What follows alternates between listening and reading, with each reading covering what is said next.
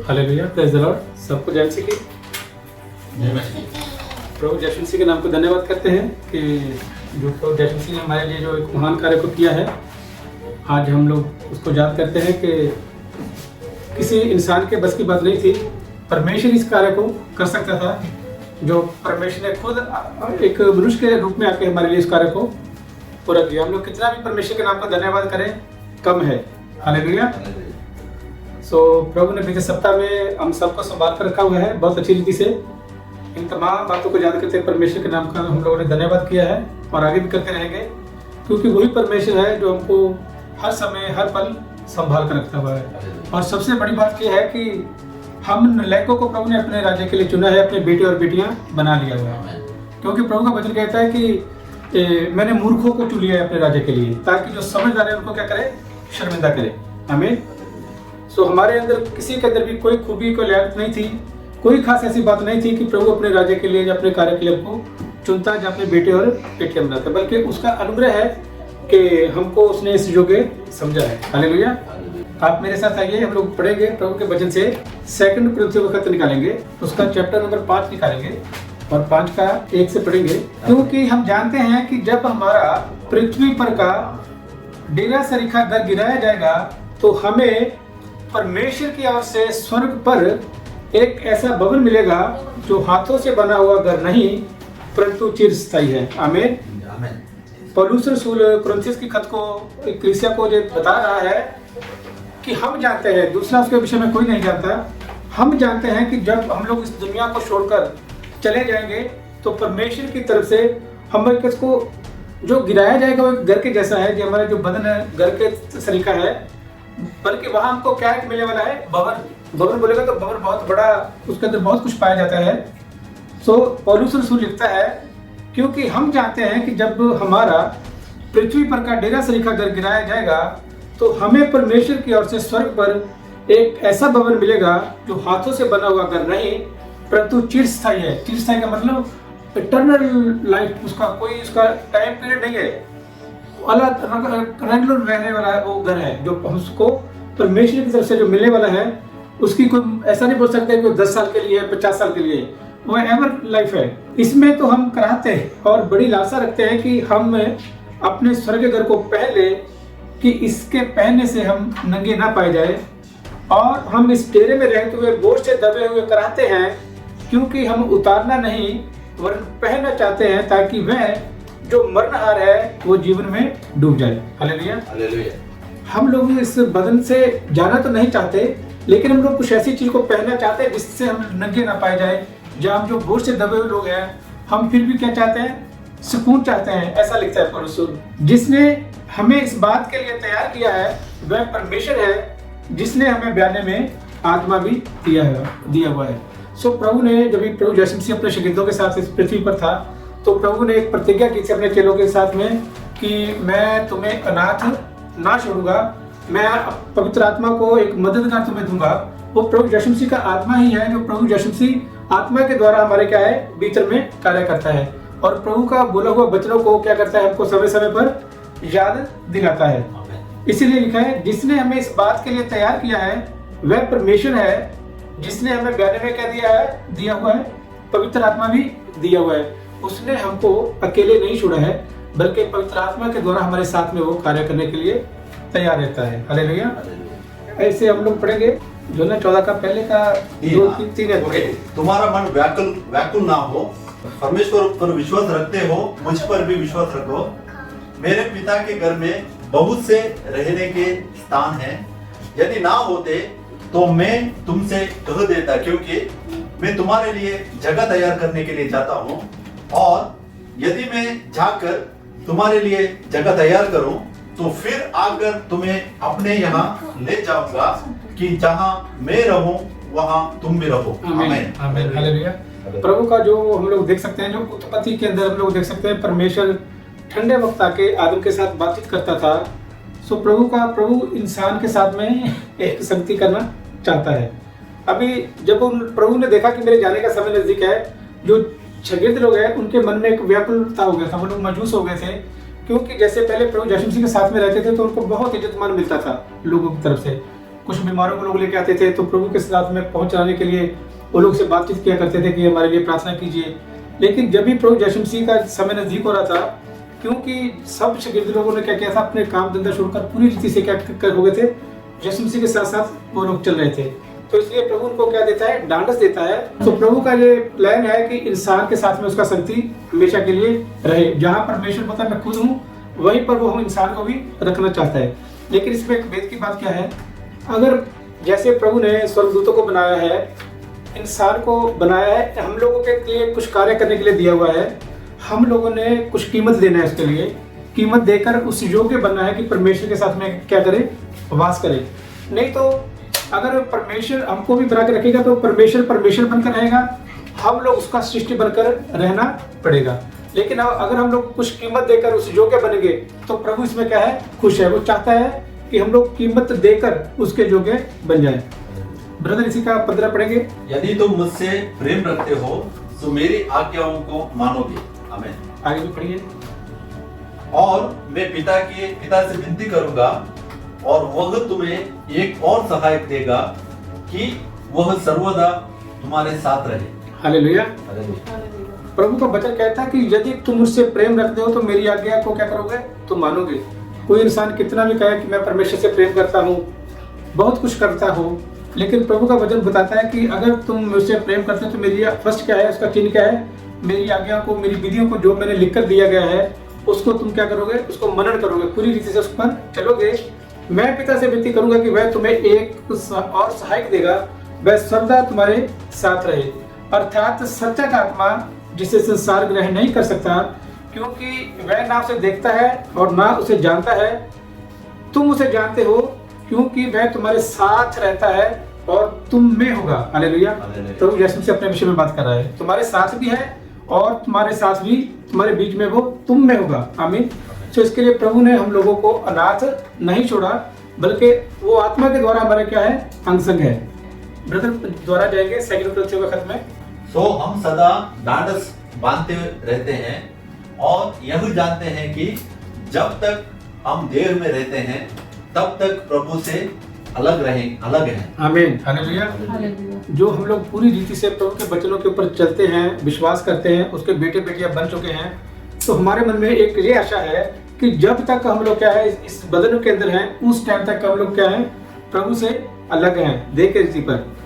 देखा, अतः हम सदा डांडस बांधे रहते हैं। एक मन के अंदर हमारे एक विश्वास है और ये जानते हैं कि जब तक हम देह में रहते हैं तब तक प्रभु से क्या है, हम अलग हैं, क्योंकि हम रूप को देखकर नहीं पर विश्वास से चलते हैं। किसी का अकीर्ति को अपने सामने नहीं रखा, बल्कि हमारा जो 2000 साल पहले प्रभु ने किया हुआ कार्य पर हम क्या करते हैं, विश्वास करते हैं हम लोग उस पर। इसलिए हम डांड से बांधे रहते हैं कि देह से अलग होकर प्रभु के साथ रहना और भी क्या है, उत्तम समझते हैं। इस कारण हमारे मन की उमंग ये है कि चाहे साथ रहें चाहे अलग रहें, पर हम उसे बातें रहें। लेकिन मेरा पंजाबी का बाइबल में इसका जो मीनिंग बहुत अच्छा से लिखा हुआ है, जैसे हम लोग परदेश में रहते हैं, जहाँ पर अभी पंजाबी में ऐसा लिखा है, इसलिए असी एक धारणा धारी है कि भावें असी देश में रहिए भावें परदेश में रहिए, उसनों मन पाउंदे रहिए।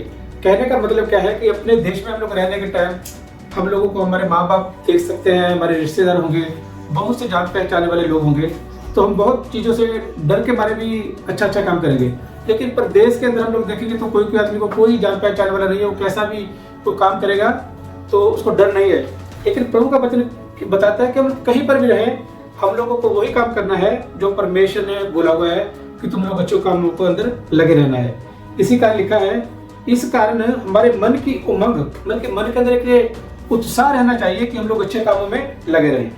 उमंग ये है कि चाहे साथ रहें चाहे अलग रहें, पर हम उससे क्या करें, भाते रहें, मतलब उसको पसंद आते रहें हम उसको, क्योंकि अवश्य है कि हम सबका हाल मसीह के न्याय आसन के सामने खुल जाए कि हर एक व्यक्ति अपने अपने भले बुरे कामों का बदला जो उसने देह के द्वारा किए हुए हैं वो पाए।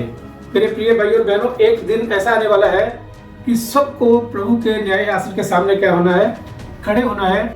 अभी हम लोगों ने जो पढ़ा था कि हम 2 से जो पढ़ा था, इसमें तो हम लोग कराते और बड़ी लालसा रखते हैं कि अपने स्वर्ग के घर को पहन ले, इससे कि पहनने से हम नंगे ना पाए जाएं, तो मेरे साथ ब्रदर आइए, रोमियो का खत उसका 6 का 3 और 4 पढ़ेंगे, हम लोग कैसे उसको पहन सकते हैं करके। क्या तुम नहीं जानते कि हम जितनों ने मसीह यीशु का बपतिस्मा लिया तो उसकी मृत्यु का बपतिस्मा लिया, सो उस मृत्यु का बपतिस्मा पाने से हम उसके साथ गाड़े गए, ताकि जैसे मसीह पिता की महिमा के द्वारा मरे हुओं में से जिलाया गया, वैसे ही हम भी नए जीवन की सी चाल चले। Hallelujah, praise the Lord. So प्रभु का वचन स्पष्ट करके हमको बताता है, जैसा वहां पर हम लोग कुरिन्थियों का खत में पहनने के लिए पढ़ा है कि हम कुछ ऐसा पहनना चाहते हैं जिससे हम लोग नंगे ना पाए जाए, हमारे को किसी बात की शर्मिंदगी ना हो। तो इसके लिए हम लोगों ने क्या, प्रभु का वचन क्या बताता है, क्या तुम नहीं जानते कि हम सब ने जिन्होंने मसीह यीशु का बपतिस्मा लिया उसकी मृत्यु का बपतिस्मा लिया, अतः उस मृत्यु का बपतिस्मा पाने से हम उसके साथ गाड़े गए, ताकि जैसे मसीह पिता की महिमा के द्वारा मरे हुए में से जिलाया गया, वैसे ही हम भी नए जीवन की सी चाल चले। प्यारे प्यारे भाइयों और बहनों, प्रभु चाहता है कि बपतिस्मा लेने के बाद में जो हमारा चाल चलन है वो पुराना मनुष्य छोड़कर नए मनुष्य की ओर हम लोग को बढ़ना चाहिए, हमारा चाल चलन चेंज होना है। इसी तरह ब्रदर गलातिया की आइए 4 की 1 से पढ़ेंगे। गलेशियन, मैं यह कहता हूं कि वारिस जब तक बालक है, यद्यपि सब वस्तुओं का स्वामी है, तो भी उसमें और दास में कुछ भेद नहीं, परंतु पिता के ठहराए हुए समय तक रक्षकों और भंडारियों के वश में रहता है। वैसे ही हम भी जब बालक थे तो संसार की आदि शिक्षा के वश में होकर दास बने हुए थे, परंतु जब समय पूरा हुआ तो परमेश्वर ने अपने पुत्र को भेजा, जो स्त्री से जन्मा और व्यवस्था के अधीन उत्पन्न हुआ। आमीन, आमीन। हालेलुया। हम लोग यहाँ पर देख सकते हैं, दुनिया के तौर पर भी हम लोग देखें कि कोई आदमी कितना भी बड़ा है, उसके जो भी बच्चे छोटे छोटे बच्चे रहते हैं, तो जो उसके घर के अंदर को कर्मचारी है उनकी देखभाल के लिए छोड़े हुए हैं, उनको उस बच्चे के ऊपर पूरा क्या रहता है, अधिकार रहता है कि उसको हर बुरे काम से रोके। अगर कोई कहीं आग जल रहा है तो आग से रोकने का उनको पूरा अधिकार है कि बच्चे को आग की तरफ नहीं जाने देना, अगर पानी है तो पानी की तरफ बच्चे को नहीं जाने देना। तो इसीलिए प्रभु का वचन इस तरह से बता रहे हैं कि मैं ये कहता हूँ कि वारिस जब तक बालक है, यद्यपि सब वस्तुओं का स्वामी है, तो भी उसमें और दास में कोई भेद नहीं, परंतु पिता के ठहराए हुए समय तक संरक्षकों और प्रबंधकों के वश में रहता है।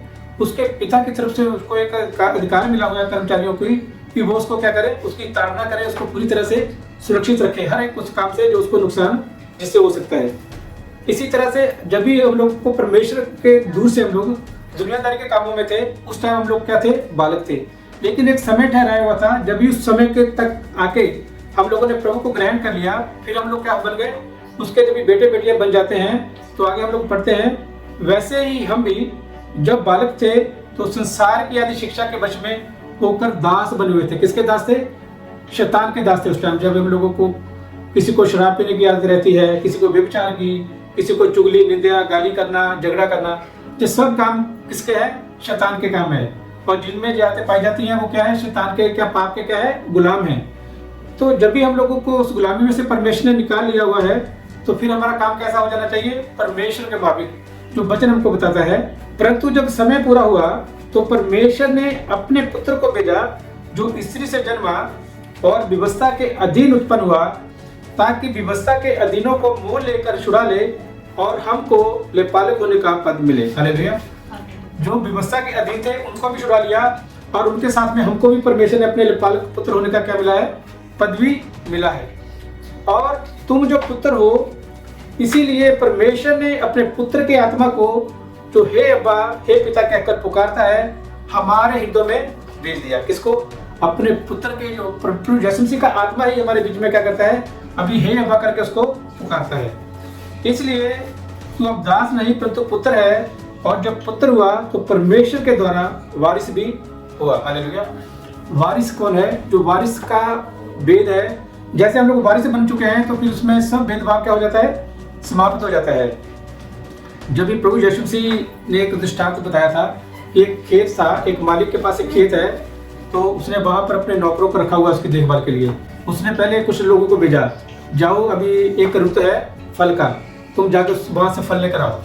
तो नौकरों ने क्या किया, उनको मार दिया। जैसे दृष्टांत ऐसा है कि जो नबी लोग आते थे परमेश्वर के बारे में बताते थे, लोगों ने इसको क्या किया, घात कर दिया। तो फिर एक समय ऐसा आता है कि जब ही मालिक ने बोला मैं अपने पुत्र को भेजूंगा, लाजिम वो उसका क्या करेंगे, आदर मान करेंगे इसका। लेकिन जब ही वो बेटे को देखा तो उन्होंने क्या किया, बोला अभी तो ये वारिस है, अभी इसको हम लोग खत्म करेंगे तो बाद में बात सब पूरा क्या हो गया, खत्म हो गया। वारिस बन के पूरा अधिकार रखता है। इसी तरह से जब भी हम लोगों ने प्रभु को ग्रहण कर लिया है, तौबा किया, बपतिस्मा लिया, तो हम क्या बन चुके हैं, प्रभु में एक हो चुके हैं। तो हम लोग क्या बन चुके हैं, वारिस बन चुके हैं।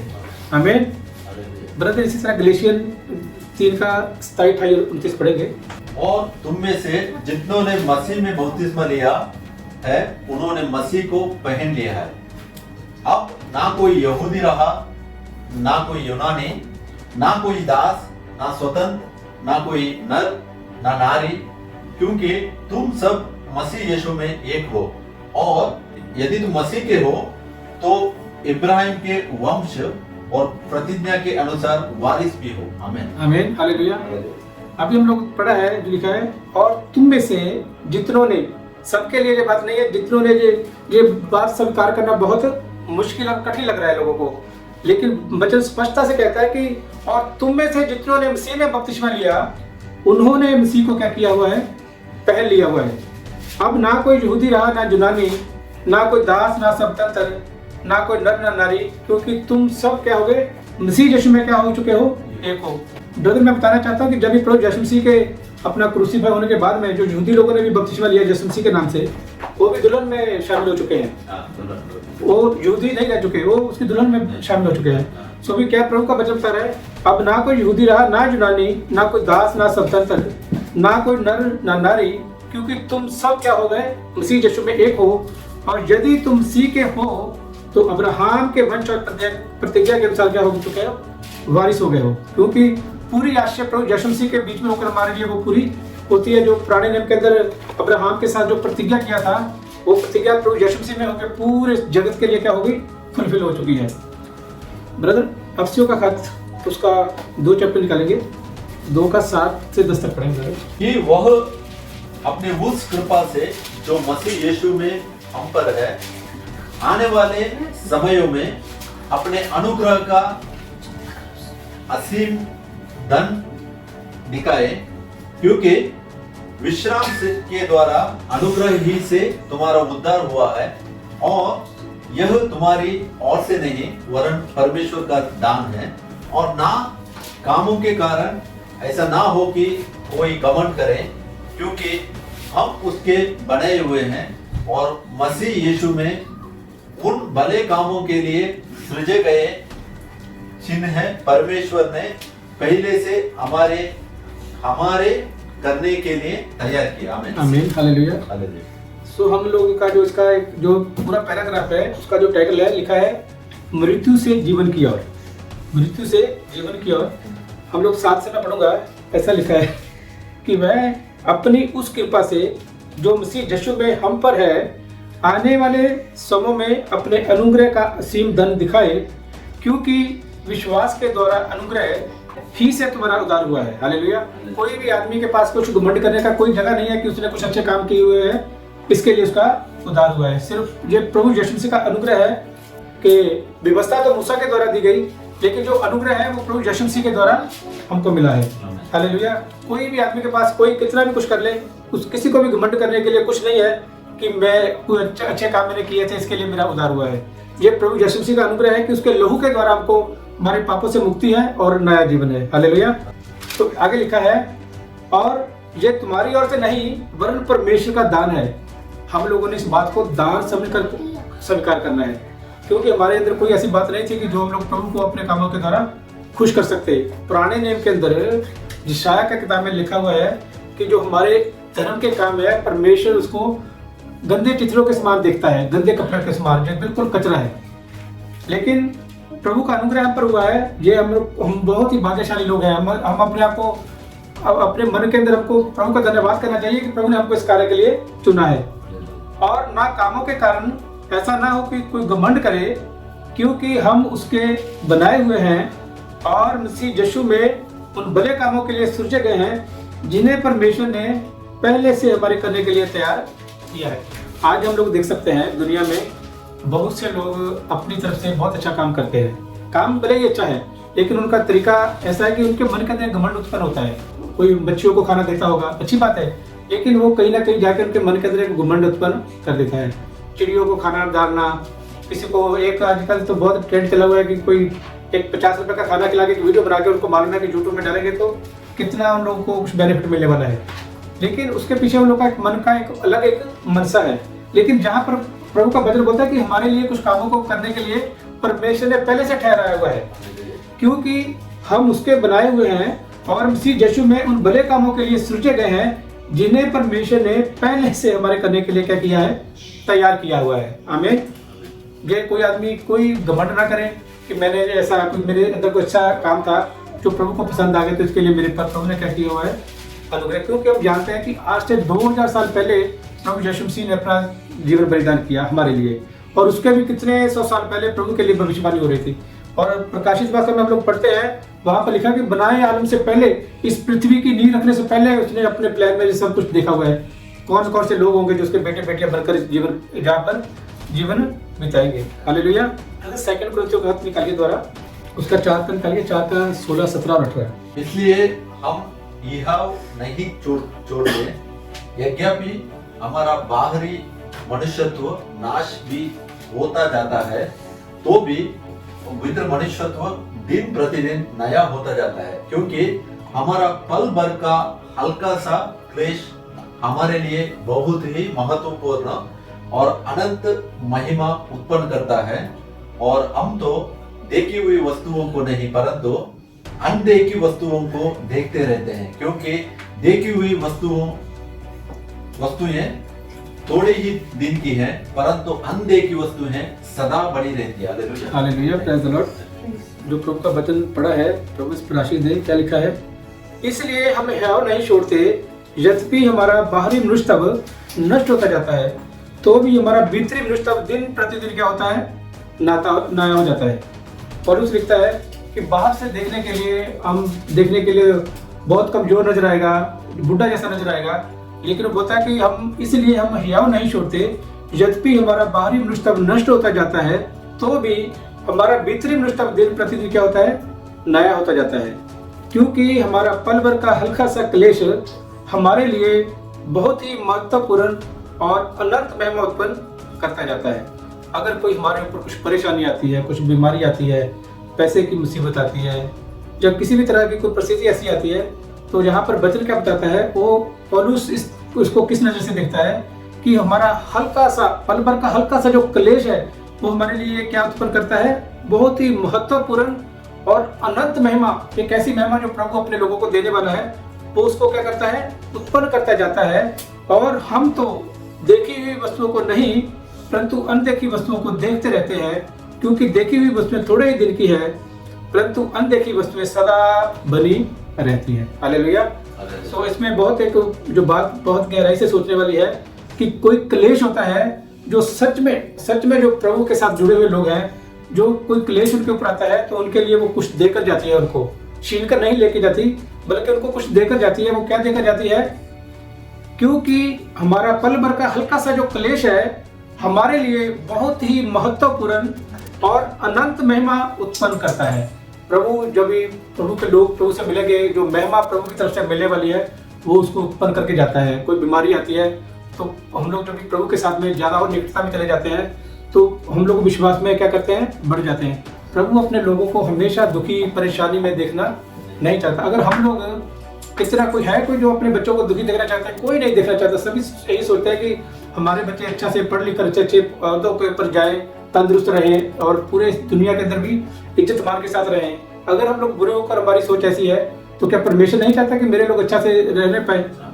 तो इसीलिए क्या बोलता है, कोई अगर परेशानी आती है, बीमारी आती है, तो उसके द्वारा हम लोगों ने क्या करना है, प्रभु के और निकट जाके उस महिमा को उत्पन्न होना चाहिए हमारे अंदर में, जो लिखा अनंत महिमा है, महत्वपूर्ण और अनंत महिमा उत्पन्न करता जाता है वो ब्रदर। इसी तरह हम आएंगे रोमियो का खत, उसका 12 चैप्टर निकालेंगे। इसलिए हे भाइयों, मैं तुमसे परमेश्वर की दया स्मरण दिलाकर विनती करता हूँ कि अपने शरीरों को जीवित और पवित्र और परमेश्वर को भावता हुआ बलिदान करके चढ़ाओ। यही तुम्हारी आत्मिक सेवा है। और इस संसार के सदृश ना बनो, परंतु तुम्हारी बुद्धि के नए हो जाने से तुम्हारा चाल चलन भी बदलता जाए, जिससे तुम परमेश्वर की बलि और भावती और सिद्ध इच्छा अनुभव से मालूम करते रहो। हालेलुया। जो आज का हम लोगों ने वचन आज सुना है प्रभु का अनुग्रह से, कि प्रभु में हम जब भी आगे, हम लोगों को एक आशा है कि जब हम लोग इस दुनिया से कूच कर चले जाएंगे तो प्रभु की तरफ से हमको एक भवन मिलने वाला है। हालेलुया। और प्रभु का वचन से यही सिखाया कि हम लोगों ने दुनिया के जैसे काम नहीं होने चाहिए। भले ही पहले हम लोग प्रभु में आने से पहले हमारे काम ऐसे थे, जब हम लोग बालक थे। जब भी प्रभु में आ गए तो हम लोग क्या हो गए, जब उसकी निज पर जब बन चुके हैं तो हमारे साथ में हमारे काम भी चेंज हो जाने चाहिए। सही है। तो इसी तरह से जब लोगों ने पढ़ा है 12 का रोमियो का 12 का 1 में क्या पढ़ा है, अभी पौलुस विनती करता है कि इसलिए हे भाइयों, मैं तुमसे परमेश्वर की दया जो उसने अपने बेटे को कुर्बान किया हुआ है, जैसे हम लोग यूहन्ना 3 का 16 में पढ़ते हैं, उसको स्मरण दिलाकर क्या करता है, वो विनती करता है।